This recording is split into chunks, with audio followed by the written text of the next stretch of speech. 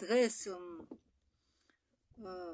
შემთხვევით დავუჭირე ხელი, როდესაც ვიდეოს ვწერდი კითხვაზე პასუხი ელინა დანაანი, ჯიპი და მაიკ სალას ერთობრივი შეხვედრის ჩანაწერს წარგნიდი და ამიტომ უყო ვერაფერს ვიზამდი და მაინც ეს ვიდეო იყო დიდი, ძალიან კარგი ხელი რომ დამეჭირა. ეს მთლიანად ეს ინტერვიუ ბოლომდე ძალიან საინტერესოა, ამიტომ მე გადავწყვიტე კარგი არ მეტყინა, პირიქით გამიხარდა, არაფრის გამოტოვება არ მინდოდა.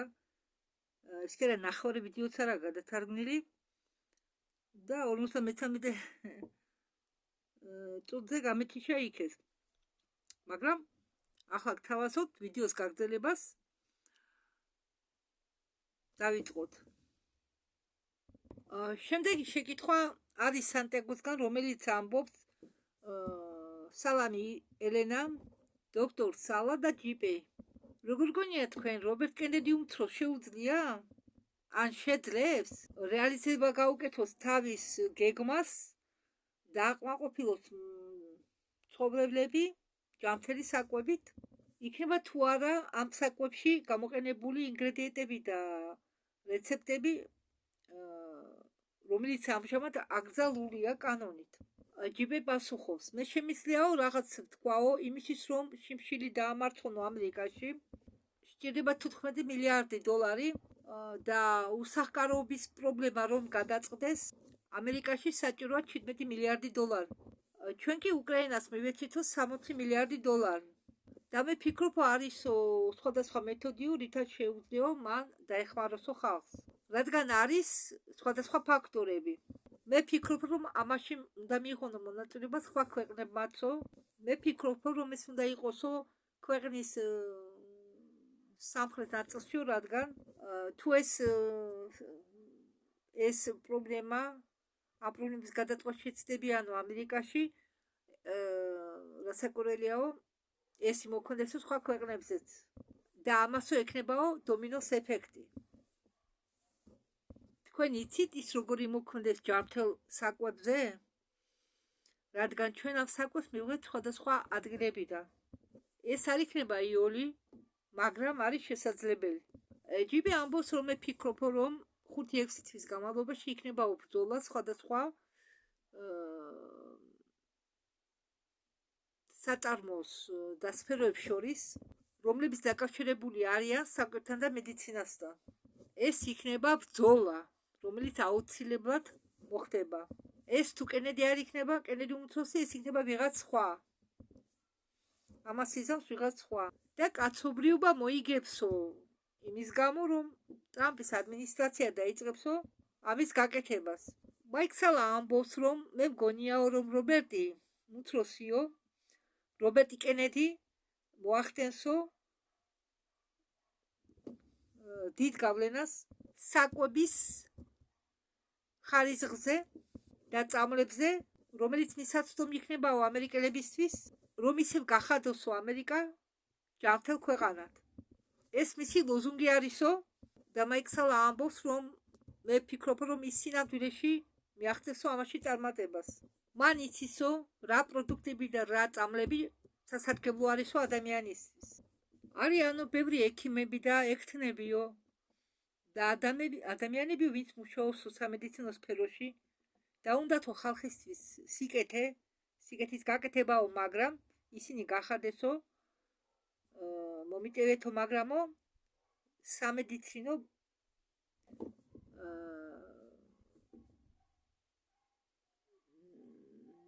როგორ თქვა, ისე რომ არ დაბლოკოს YouTube-მა. სამედიცინო ცუდი ყოფაქცევის ადამიანებად. ესე იგი, ვინც ფულის გამო ყველაფერზეა წამსვლელი. აი მაგალითად, შორსა რა, წასასვლელი მოგიყვებით ერთ მაგალით. ერთ ადგილას არ ვიტყვი, საქართველოს ტერიტორიაზე მოხდა ეს, უпроსორად აფხაზეთში, არ ვიტყვი, სად როგორ. იყო ერთი ექიმი, რომელიც პაციენტს უწევდა ქვეყანა წამლებს.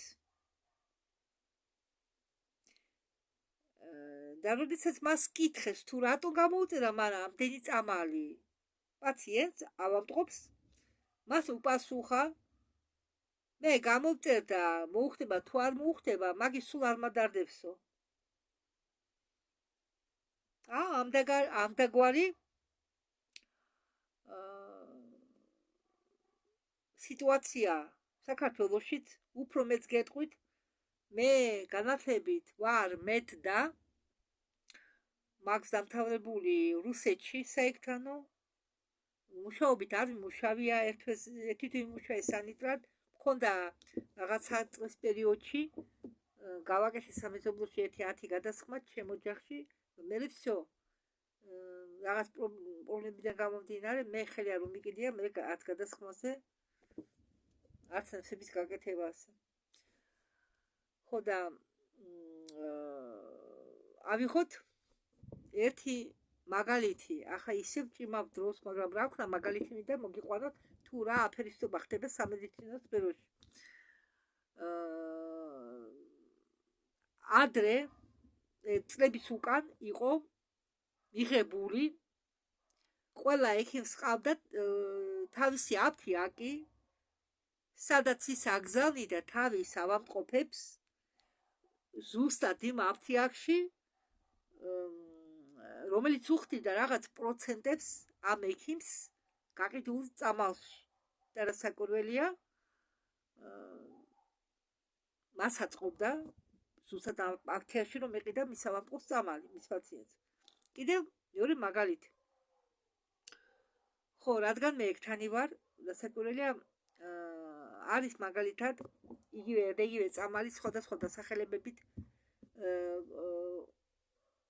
ქვეყნებიდან გამომდინარე, რომლებიც აწარმოებენ ამ წამლებს, ამ პროდუქციას და მე სულ ვცდილობ მაგალითად მთავარი შემცვლელი ამ პრეპარატისა მომძებნო ინტერნეტში და უფრო იაფ ფასებში შევიძინო.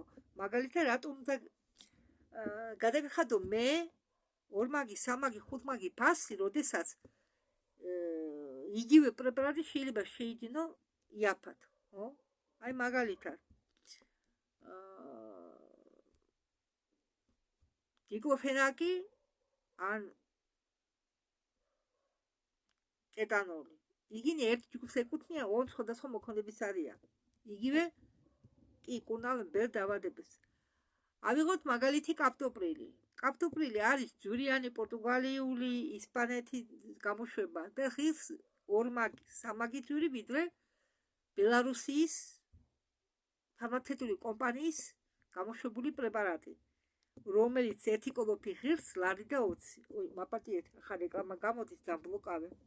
არ შეიძლება წამლების რეკლამა, არა, მე მაგალითი მოვიყვანე უბრალოდ. ხო. მაგალითად, მე ვიწვეთავ თვალისწვეთებს ტაუფონს, ხო? ტაუფონი ღირს შედარებით ძვირი ვიდრე ტაურინი. ისევ. არ შეიძლება ამაზე ლაპარაკი. მე ასაკურველია მყიდულობ იმას, რაც უფრო იაფი ღირს, მაგრამ სინამდვილეში იგივე წამალია, ოღონდ ზოგი დასახელება სხვა. ამდაგვარი სიტუაციები ხდება ბევრი, ახლაც შეიძლება ხდებოდეს ბევრი. ექიმები მაინდა-მაინც ისე ძვირიან წამალს გამოგიწერენ, თითქოს არ იშოვებოდეს იგივე ჯგუფის წამალი ნაკლებ ფასებში. ან შეიძლება მაგალითად ბალახები მოვიხმაროთ. ადამიანი თუ არ სოფლიდან, ან ეზო აქვს, საკუთარ სახლში ცხოვრობს და ეზოში ეზრდება ეს ბალახები. მართალია ის უცებ არ განკურნავს ადამიანს, მაგრამ ერთი თვის განმავლობაში გაუმჯობესებს მის მდგომარეობას. ახლა სისხლი იგივე სისხლის შემათხელებელები. მე ვსვამ, მე დიაბეტიკი ვარ დიდი სტაჟით. არა, მე ისუნიზე არ გადავედი, თუმცა შემომთავაზეს, რადგან შაქარს ვატარებ მაღალს. მე მაქვს მეორე ტიპის დიაბეტი და მე დიდი ხანია აქვს სვამ, მართლა ახლა მე სოფელში არ ვარ, და არ ვიცი რომ გამითავდება ვისთან შევაგროვო თხილის ნახარში, თხილის ფოთლების ნახარში, რომელიც გროვდება მაისში-ივნისში ყვავობისას, მაგრამ შეწამლამდე. მერე მაგის მოხმარება არაფერთ არ შეიძლება. რამდენიმე თვე. შეწამლამდე უნდა მოასწროთ. მაგავს სვამე, მაგი მითხელებს ის, მაგით მოვედი დღემდე, თორემ მე ახლა დაბრმავებული ვიქნებოდი შაქრის გამო. და როგორც გითხარით, მე ახლა სუსტი მხედველობა მაქვს. მე ხომ ვუყურებ კამერაში. ჩემ თვალებს ვერ ხედავ კარგად. იმიტომ რომ არა, არტილი მეცინება. რატო ვიცი რომ რა შორის ტირილი, ვიცი ჩემი სიტუაცია ჯანმრთელობის. სულ უნდა იცინო და საკურველია მხიარული უნდა იყო. მართალია ხა ზოგჯერ მოგაწובה გულზე და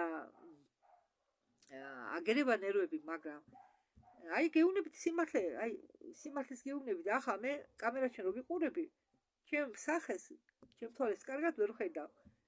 ახლა მე ხო ვთარგმნი მაგალითად ბლავატსკაიას წერს ზეპირად, ნახევრად არ ჩანს, კი რაღაცას წერ. თაფლ დახო. არ ჩანს კარგად. მე აი და როდესაც მე ხე იმ ნაყებს ვსვამ თხილის ნაყენს, ზოგჯერ გასუფთავდება მხედველობა. თან გითხარით რომ ტაურინს მიწვეთყავ. ამასა ამიტომ მოყვები, აი მე ეს ვიდეო თუ დამიბლოკეს ამის გამო, მაგრამ არ ამგონია. ო, ამასა რომ გეუბნებით. და საერთოდ, სხვათა შორის, საკვები იგივე წამალია, იგივე ყოველ საკვებს აქვს სამკურნალო თვისება. თუ ჩვენ სწორად გამოვიყენეთ. წყალი რომ დავლიოთ ბევრი, რასაკვირველია შხამად იქცევა, რადგან მე ვსვამდი ადრე 2 საბჭიქას ზედისეთ. აი წყალი კარგია და წყალი უნდა ვსვა, ამ აგიტაციას ამყვები. წყალი კარგია მის თუ ზომიერად იხმარ, დალევ. ასევე საკვები და ჩვეულებრივ აქვს ყველას, მარტო ქართულის კი არა, დღესასწაულებზე მაგი და ზეიტყოს ყველაფერი, ხო? არა და ჩვენ ამით ჩვენ თავს ვიკლავთ, ამაზე არავინ არ ფიქრობს. ეს ყველაფერი კომერციული ვარიანტია. კომერციული ნაბიჯი. ახლა დღესასწაულებზე მიდის გაყიდვები. ჩვენ ყველანი, მარტო ქართულები კი არა, მთელი მსოფლიო გვაქციეს ღორებად. იმისთვის რომ ჩვენ კუჯზე აკეთონ ფული.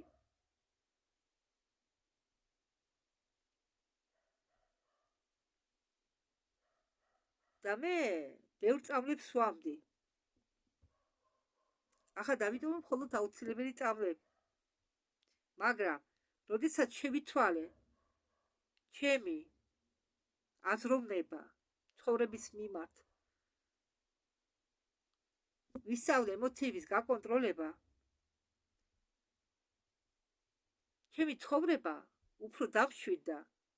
თან ის პიროვნებები არ არიან ცოცხლები, ვინც მე მაკონტროლებდა. კი, ახლა მაინც რჩება ხალხი, რომლებიც ცდილობენ დაეუფლონ შენ და გეუფლონ რა მხრივ. ყველა სჭირდება თავისუფალი ისა მუშა, უპატრონო მუშა, ვისაც გააკეთებებინ რამეს.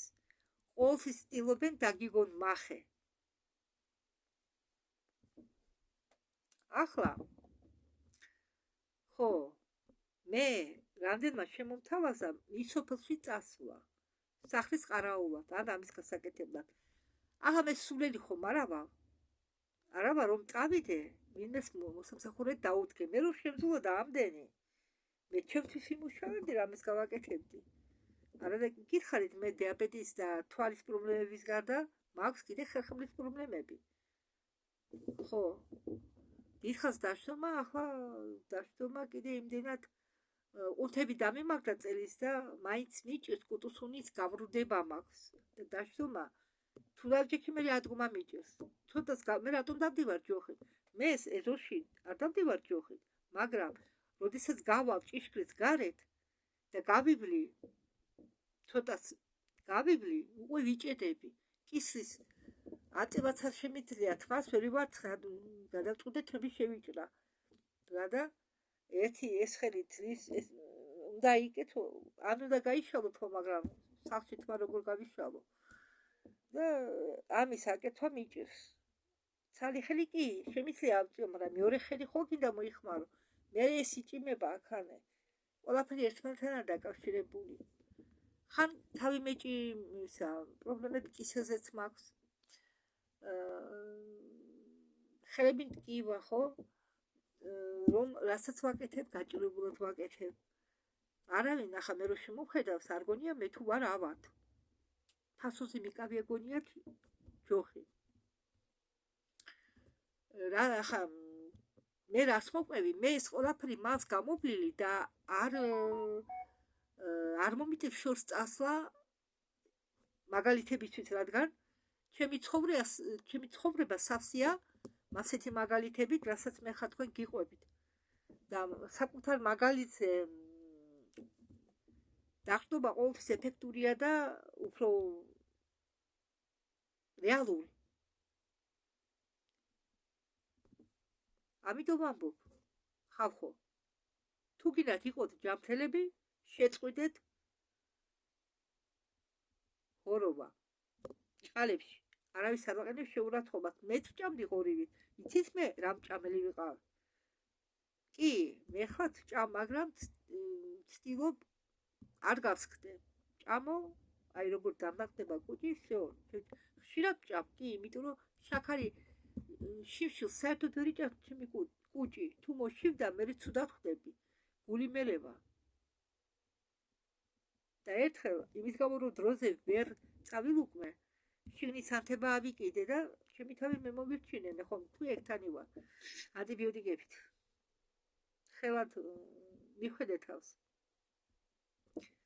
მევე დიკლოფენაკის ნესებს რომ ვიკეთებდი დავიჩიხრა. მევე ამოვიჭერი საჭირკული ადგილები 6 ჯერ. 2 ჯერ იყო დიდი ფართობი, ახლა დანარჩენი პატარა. მე ახლა საერთოდ ვერ იკარებს ჩემი ყუთები ნემს. შეიძლება გავიკეთო კანის ქვეშ, მაგრამ იგიც მივატოვე, რადგან ვიტამინები წნევას მიწევს.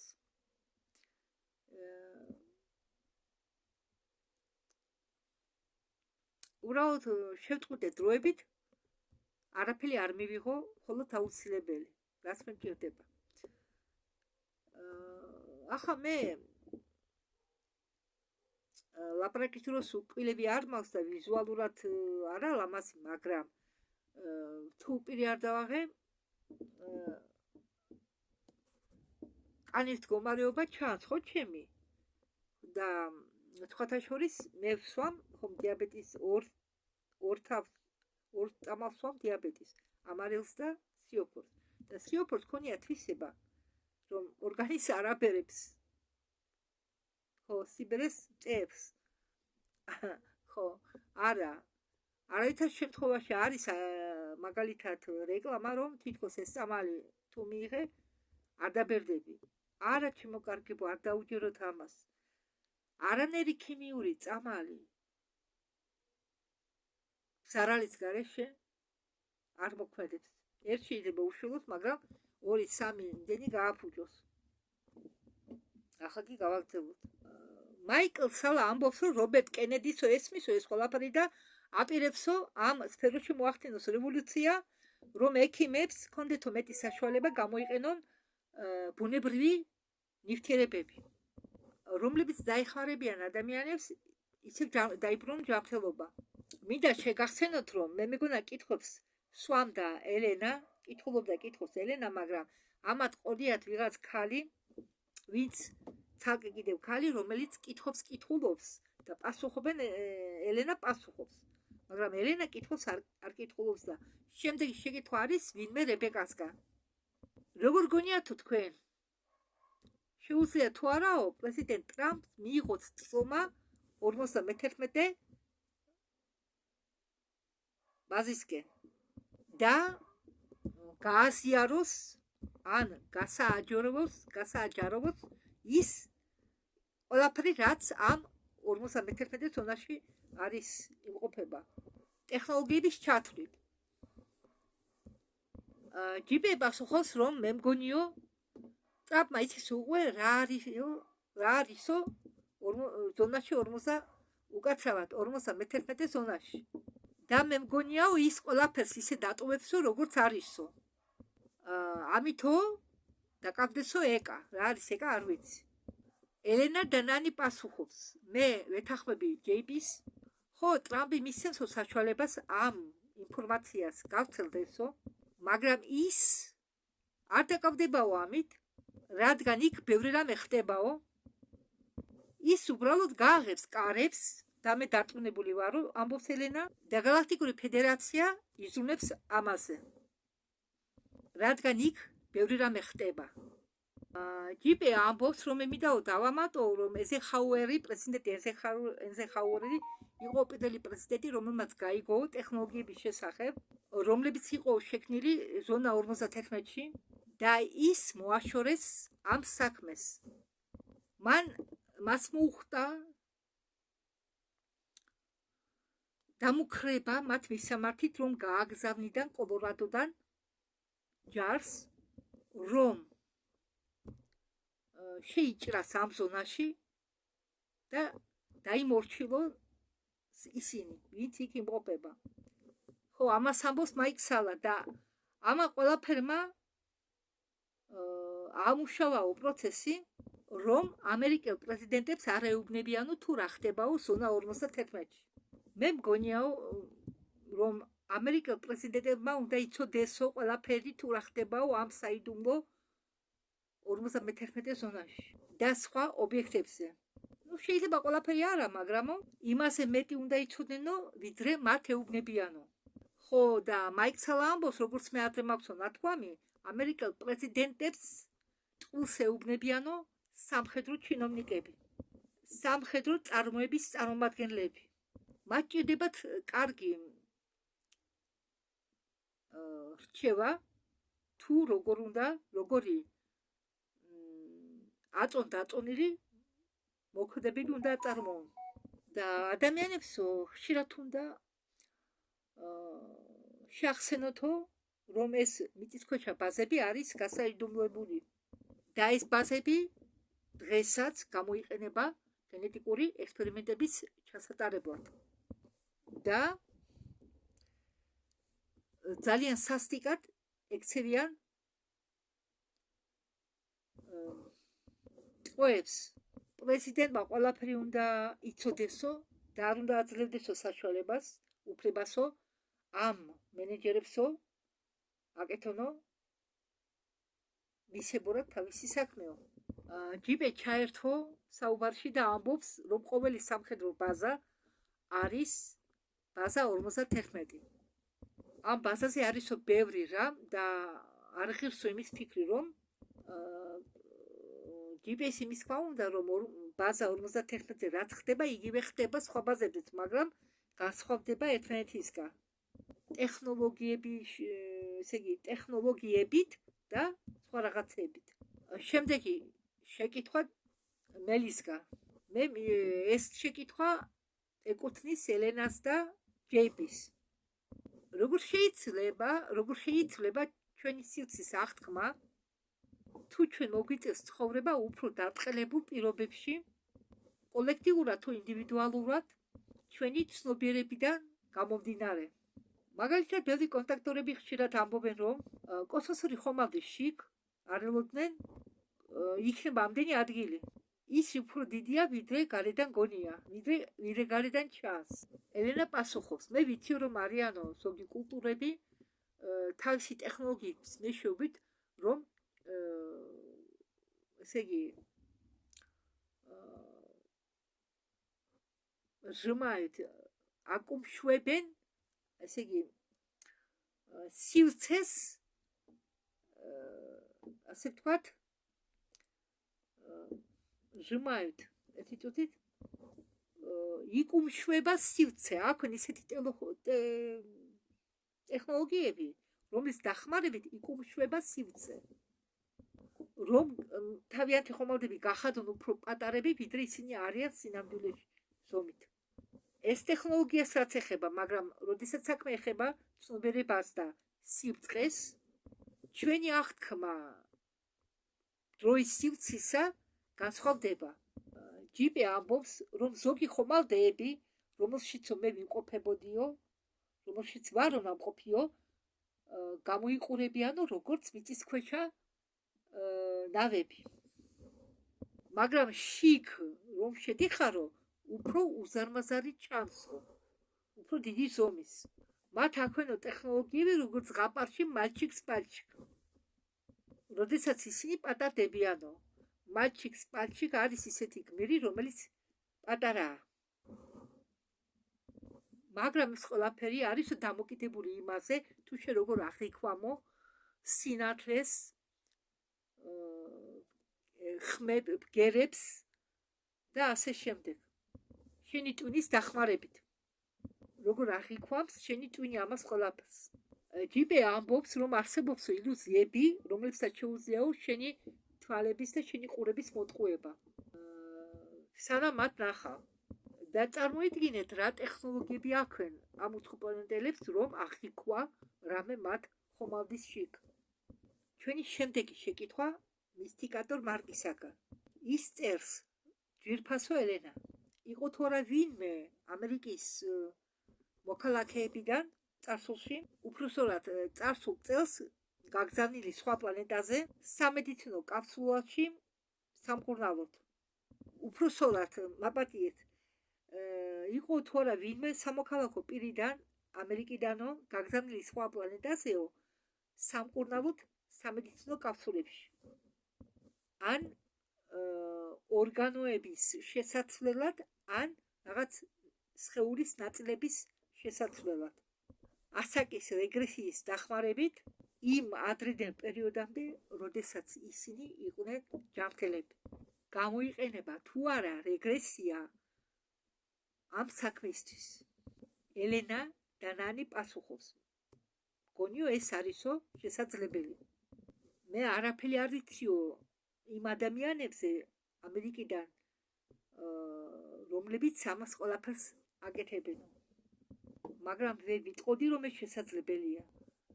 ჯიპი ამბობს, რომ ეს შესაძლებელია ახლაც, რადგან ჩვენ გვყავსო მომუშავე მოდელები, რომლებიც არისო განლაგებული სატურნის, მარსის და იუპიტერის ორბიტებზე.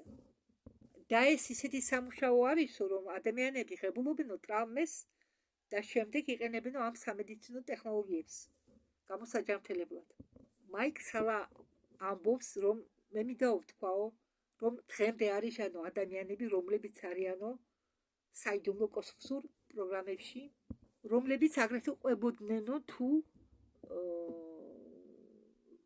ყვებოდნენო იმაზე, რომ გადიოდნენო ასაკობრივ რეგრესიას. პროგრამა მდვაცდია ბრატნა 20 და უკან, ახლაც არსებობსო და ეს ხალხი, როდესაც იმსახურებენო იქ 20 წელს, ამ ხალხს შემდეგ უკეთებენო დაბრუნება ასაკობრივ რეგრესიას და აბრუნებენო წარსულს. მაგალითად, თუ ეს ხალხი წაიყვანენ 1976 წელს, 20 წლის შემდეგ მათ ისევ აბრუნებენ მაგ დროში, მაგრამ მანამდე უკეთებენ ასაკობრივ რეგრესიას. ან კიდევ ერთი მაგალითი, მაგალითად, ახლა წაიყვანეს, ახლა ეს ვიდეო ჩაწერილია იმსურად, ჩანაწერი გაკეთებულია 2024 წელს. მაიკლ სალას თქმით.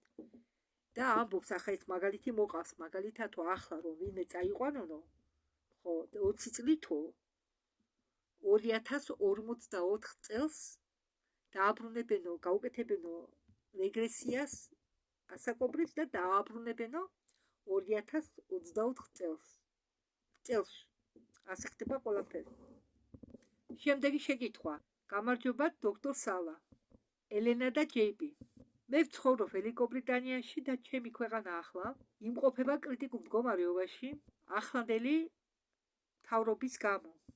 გეგონება, რომ ისინი ანგრევენ ქვეყანას და მის კულტურას. არავინ არ უსმენს ხალხს. ხედავთ თუ არა თქვენ იმ ნიშნებს, რომ ინგლისური მთავრობა მალე გაქრება. და ჩვენ შევეცდებით თუ ჩვენი ქვეყანა აღვადგინოთო. ჯიბე პასუხობს.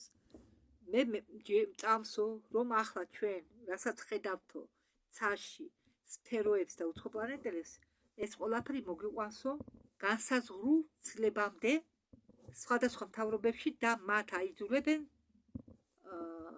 გაიგონ, რომ მათ ისინი ვერ გაიმარჯვებენ და ეს გამოასწორებს ზოგ ნეგატიურ მთავრობებს. მე ვფიქრობ, რომ ყველა დაიწყებსო ერთად მუშაობას. ისინი გაიგებენო, რომ ჩვენთან მოფრინავენო ის არსებები, უცხოპლანეტელები და გაიგებენო იმას, რომ მათ უნდათო, რომ ჩვენ გავხდეთ უკეთესები. უცხოპლანეტელებს არ უნდათო, რომ ხელისუფლებაში იჯვნენო ნეგატიური ადამიანები, ნეგატიური გულით და ნეგატიური სიხშირეებით. მაიკ სალა ამბობს, ჩემ მისიაში,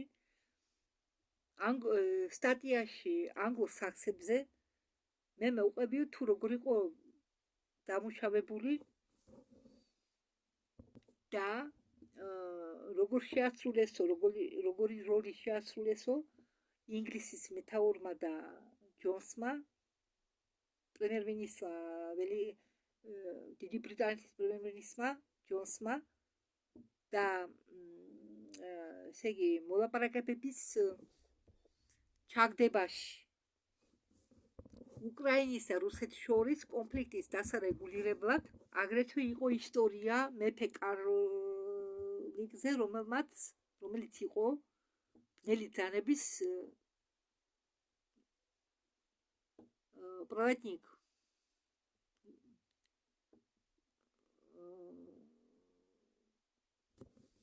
გამტარებელი. მაიკ სალა ამბობს, რომ მე მგონია ახლა ინგლისში მართავენო ბნელი ძალები. შემდეგი კითხვა, ბიბლიოთეკარის კითხვა, რომელსაც აინტერესებს თუ რას ფიქრობენ ესენი ძალიან მძიმე აუტიზმიანი ბავშვების მკურნალობასთან დაკავშირებით. ხო, თუ გაითვალისწინებო, თუ რა ხარჯები აქვსო ჯანდაცვას და რა დრო ჭირდებაო ამ დაავადების სამკურნალოდ. ელენა პასუხობს, ვეტერანების შემდეგო ბავშვები არიანო მეორე ჯგუფი ადამიანებისაო, რომლებიც იკავებენო დიდ ადგილს სამედიცინო კაფსულებით მკურნალობაში. როდესაც მე ვამბობო ბავშვებიო, გულისხმობ მძიმე დაავადებებს მათ შორისო და მე ვფიქრობ, რომ მძიმე დაავადებების სიაშიო უნდა შედიოდესო მძიმე აუტიზმი. ეს იქნებოდაო ლოგიკური. რობერტ კენედიმ აღნიშნა, რომ იმის შემდეგ, რაც ბავშვებს დაუწყეს აცების გაკეთება, აუტიზმიანი ბავშვების რაოდენობა გაიზარდა და კენედი აპირებს ზომების მიღებას, რომ ეს გამოასწოროს. რასაკვირველია, ეს ვერ დაეხმარება იმ ხალხს, რომლებიც დაავადებული არიან უკვე აუტიზმით. მაგრამ ეს დაეხმარება ბავშვების შემდეგ თაობას, რომ ასეთი რაღაც არ დაემართოს. შემდეგი შეკითხვა დანტისტისგან. როგორ გიც ჩვენ გამოვიყენებთ სამედიცინო საწოლებს და აღვადგენთ ადამიანის დნმ-ს, შევძლეთ თუ არა ჩვენ უკეთესად გავიხსენოთ ჩვენი თავი და მოვიპოვოთ ან ვიპოვოთ ჩვენი მეზობლები შიდა მიწიდან. ორ ატომიანი დნმ-ის აღდგენა სამედიცინო ლოგინებში ხომ არ იქნება მთავარი საკითხი. ელენა ამბობს, როდესაც თქვენი დნმ იქნება აღდგენილი, ეს იმას ნიშნავს, რომ ყველა წყალბადის კავშირები აღდგება დნმ-ში და თქვენი ცნობიერება იფუნქციონირებს სრულიად თქვენ სხეულებში და თქვენი სხეული არ იქნება მეტი წინახობე თქვენ გზაზე. ელენა ამბობს, რაც ეხება შიდა მიწას, მე მინდა რომ ამის შესახებ მოყვეს ჯეიპი. ჯეიპი პასუხობს, მე ვთვლიო, რომ როდესაც ჩვენი სხეულები აღდგებაო, ყველაფერი იქნება ჩვეულებსამებრ. გახსოვთ, მე თქვენ გიყვებოდით სინათლის ნაწილაკზე, რომელიც დამოკიდებულია იმაზე, თუ თქვენ დნმ-ზე რამდენჯერ იყო ჩატარებული ექსპერიმენტი, მაგრამ მე ვფიქრობ, რომ შიდა მიწის მცხოვრებლებთან ურთიერთობა თქვენი შიდა მეს დონეზე და იმაზე დაყრდნობით თუ თქვენ როგორ ექცევით თქვენ სხეულებს, რას გრძნობთ. თქვენ იცით, რომ თქვენი სხეული სუსტია, მე მგონია, რომ ყველა შეუძლია შიდა მიწის მცხოვრებლებთან გქონდეს ურთიერთობა, მაგრამ თქვენ გჭირდებათ სპეციალური დაწყობილი სიხშირე. ან თქვენი ფიჭვის ჯირყვალი ანუ ეპიფიზი უნდა იყოს სულთან მდგომარეობაში.